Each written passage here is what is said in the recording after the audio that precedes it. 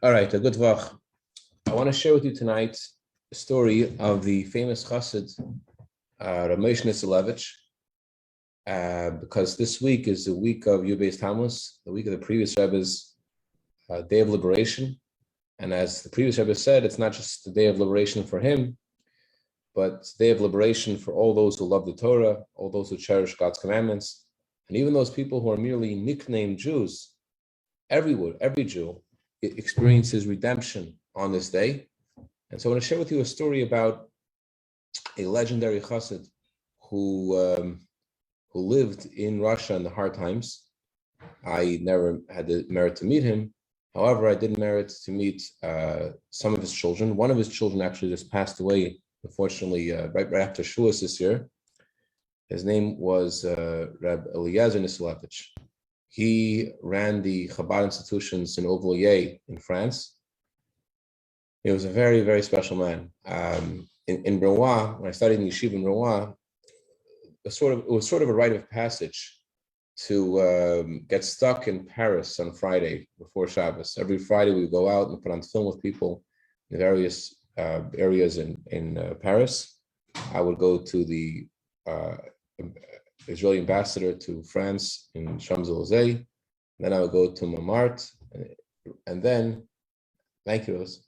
After going to Montmartre, we would try to meet as many Jews as possible to put on film with them. And if we were a little bit not so conscious of the time and more conscious of what we're trying to do, so you ended up getting stuck and not back in time for Shabbos. So this happened to my friend Rabbi Moshe Levin and myself one Friday. Rabbi Moshe happened many times. To me, it happened only once. And so we arrived on the way back to Montmartre. We arrived in Auvergne a few minutes before Shabbos. We tried to bring our tefillin to someone's house, just some random house, and they put it out in the street. We weren't sure what the halacha was. So Rabbi Moshe went to the nearby shul to find out what the halacha was. Meanwhile, I was standing there for a half hour more watching the tefillin until the rabbi we asked said that we were allowed to ask a certain non-Jew to carry it for us back to the synagogue. But to make a long story short, I then met Rabbi Eliezer. I'll never forget this. Rabbi Eliezer Nisilevich was such a warm-hearted person that whenever he met you, and no matter who you met, young or old, he would greet you with a hug and a kiss, and then he would say, Shalom Aleichem, what's your name? First there was a hug and a kiss, and then there was Shalom Aleichem. So it's just a special man of fire and warmth. So he was born in 1957, in the 12th of Adar, and he unfortunately had a very hard upbringing in Soviet Russia, in Samarkand. It was so difficult that whenever a car would pass by the home of his parents, at night, his father wouldn't be able to fall back asleep because he would just be worrying, maybe it's a KGB, maybe it's them. Eliezer said that very often he had to, middle of the night, he had to run under the bed and try to hide because maybe it's them. In other words, them meaning the KGB. The KGB may be coming to take him away because he wasn't registered in any public school. And legally, he had to be registered in a public school. His parents, of course, didn't want to send him to public school because the public schools would not just be anti-religious, but they would really try very hard to indoctrinate the children in heresy and to blasphemy against Judaism, and force the children to come on Shabbos. It was really very hard. The previous Rebbe actually said that it's better if they tell you have to go on fire. If you don't send your child to their school, it's better that you should go on fire. So I wanted to share with you a story that I heard from another one of his children who was visiting Los Angeles about 5 years ago. Yeah, I heard the story from him directly, and it's not something you could forget. And so I'll share with you as the story that as he shared it about his father, Moshe Levin. Moshe, he grew up like his son Eliezer. His parents didn't either want to send him to a Soviet school.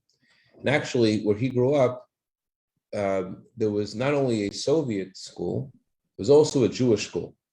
But the Jewish school was different to a regular Jewish school in the sense that the Jewish school was made by the Yevsektia. Yevsektia was a Jewish group that was bent on supporting communism, supporting the effort of the communist regime to indoctrinate all the Jewish people in communism. And they were Jews, but that's what their movement was about. So Rabbi Moshe, in his town growing up, there was a Jewish school, and they taught in Yiddish. The only thing Jewish in the school was Yiddish language. They taught in the school it was taught by Jews, but despite the fact it was taught by Jews, the whole focus of the school was to tear out of the Jewish children any vestige of faith in Hashem and His Torah. So of course his parents didn't enroll him in any of these schools, not the Soviet school, not the Jewish school, and they didn't even report that he was born. So that way they wouldn't have to worry about what would happen when the Soviets wanted to enroll in school. So he was home all day alone. And it was, of course, very difficult to be home all day alone. So he would play outside and just by himself, do things by himself. So what's this little 8-year-old boy doing one day? One day, this 8-year-old boy is in the backyard of his home and he's throwing rocks, just passing the time, throwing rocks. He throws a rock, unbeknownst to him, the rock went over the fence and hit another kid in the head. And so the fire department was called, and they come to this little boy, and they take care of him, and they're wondering, how did this rock hit him in the head? And Rabbi Moshe, who's 8 years old, has no idea what's going on. So he continues to throw rocks. Another rock sails over the fence, and right next to where these officers from the fire department are there, and they are like, who is this kid? And they discovered that there's a child next door. Oh, who are you? Why aren't you in school? Oh, you don't go to school. So his existence was reported to the KGB, and therefore he had to be enrolled immediately in a Soviet school. He's enrolled in the Soviet school. And it's really very exciting for him. He's very happy to go to Soviet school because he puts on a backpack. He's going to be around other kids. Here he's at home, bored. He has no idea what he's getting into. He has no idea what this is really about. And his members putting on that backpack and being very excited to join the school. He goes to the public school, and he comes to school Sunday, Monday, Tuesday, Wednesday, Thursday, and Friday. Comes Shabbos. Shabbos doesn't go to school. And next day, the teacher does roll call. Moshe, teacher does roll call. Yankel, bist du da? In Yiddish. Remember, the school's in Yiddish. Yankel, are you here? Yes. Shmer, are you here? Bet, are you here? Yeah. Moshe, bist du da? Moshe, are you here? So Moshe says, yeah. So the teacher says, Moshe, wo bist du gewesen nachten? Where were you yesterday? So he said, yesterday I had a headache. He had a headache. Okay. The teacher starts to ridicule him. The teacher says, Moshe, I know what the real story is. Du bist Shemer Shabbos. You keep Shabbos. And all the kids are laughing at him and laughing. Yeah, he keeps Shabbos. He keeps Shabbos. And the teacher made a big scene out of this. He keeps Shabbos. Look at this crazy kid who keeps Shabbos. And the teacher says, listen, Moshe, I know that it's not so easy for you to get used to what's going on in this school, but you have to really conform to the rules, not playing around, you know what's going on, you know what the government is like, and we can't accept anything other than absolute obedience to what the policy of the school. So you'll be a good boy, and next week you'll be here for Shabbos, okay? So the next day, back to school, Monday, Tuesday, Wednesday, Thursday, Friday, he's in school. Shabbos, go to school. Chas v'shalom, doesn't go to school. Comes the next day.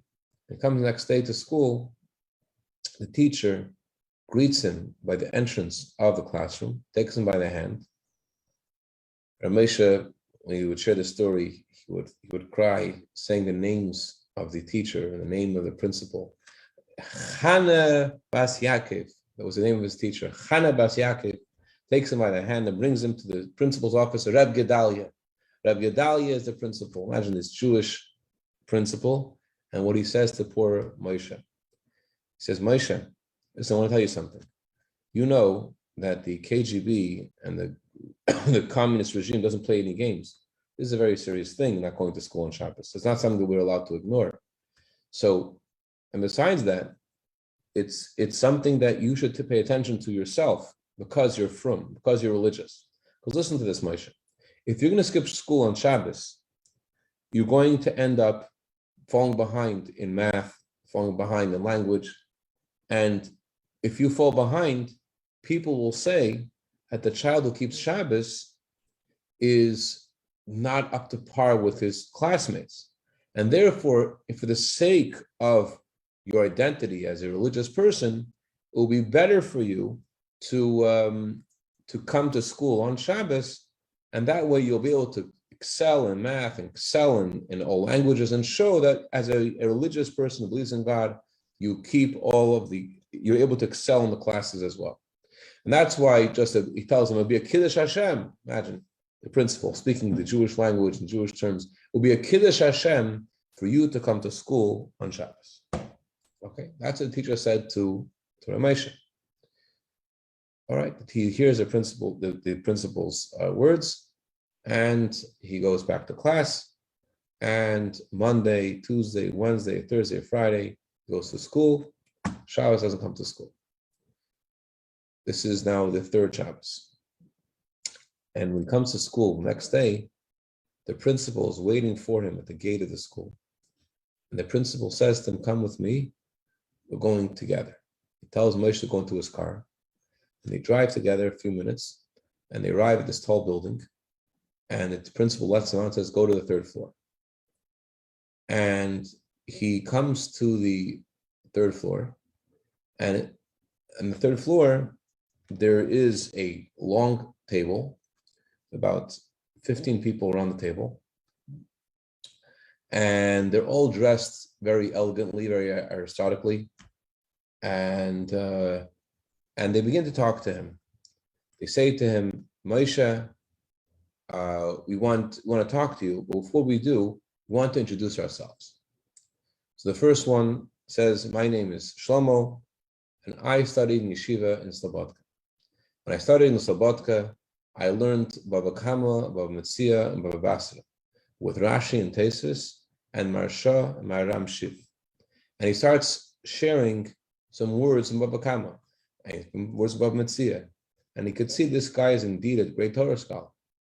And he says to Ramesha, my father was a sheikhet, and my Zayda was a rabbi, and that's who I am. Now he goes over the next guy. The next guy studied another yeshiva. And he also went through many other Masechtas of Gemara. And he knows Gemara by heart as well. And his parents are also very, very prestigious people in the Jewish community. And each of them is a greater genius of Torah than the next. They're not wearing yarmulkes, not wearing yarmulkes or tzitzis or anything like that. And they're all greater in Torah than each other. And after the last person introduces himself and says and boasts about his knowledge of Torah, they all then proceed to make the following announcement. Moshe, this is the way it was, and now it's over. Listen, Moshe, you're the only religious boy growing up here in this town. The older men, they keep this. This is what they grew up with. This is what they're used to. But you still have a chance to make something in life. All of us grew up with this too. And we know about all this stuff. But now, Moshe, you have to realize it's all over. So, here's Hashem. From now on, you're going to have to go to school on Shabbos. You know, Moshe, they said to him, by us, every word we say is Kaddish. Every word we say is Halik, is holy. We don't make any words, any statements which aren't real. So you have to understand that when we're telling you you have to go to school on Shabbos, it's real.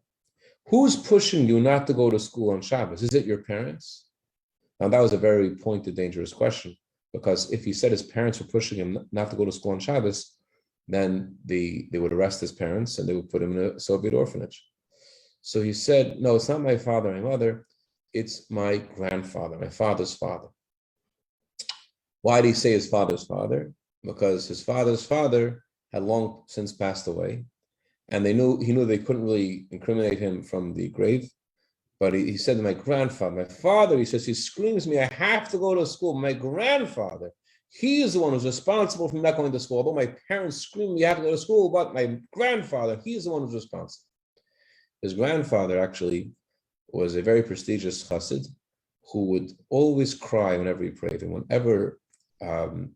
whenever he prayed, he cried. And someone asked him, why do you always cry? And he said, I'm crying because I'm asking God that my grandchildren should keep the Torah.